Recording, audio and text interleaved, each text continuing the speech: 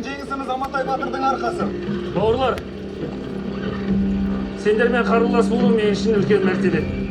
Басымыз аман, бауырымыз бүтін, елмен қауышқанымызға қуаныштымын. Көріскенше.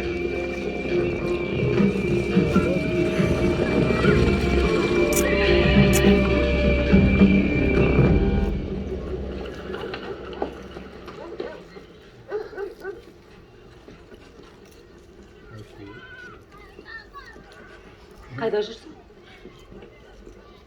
Балалармен соғысып жатырмын. 6 ай бойы соғыстың ба сонда? Енді біз жаудың бәрін Еуропаға дейін қуған жоқпыз ба? Жұрттың байы Каспийден бұрылып үйлеріне қайтады. Ал біздің бай жүреді соңына дейін деп.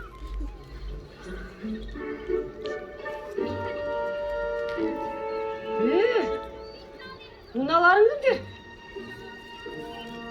Бұғарен қыздар ғой. Саған үй шаруасында көмектессін, арасында менің көңіл күйім көтеріп тұрсын деп алып келген ғой.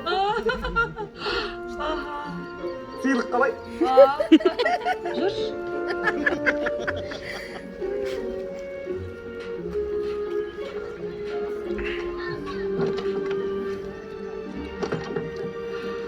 Excuse me.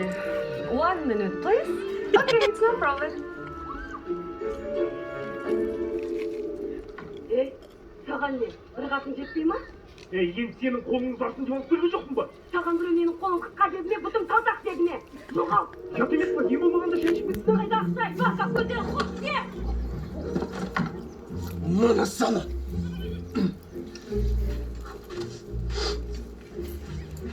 Қыздар не ғой?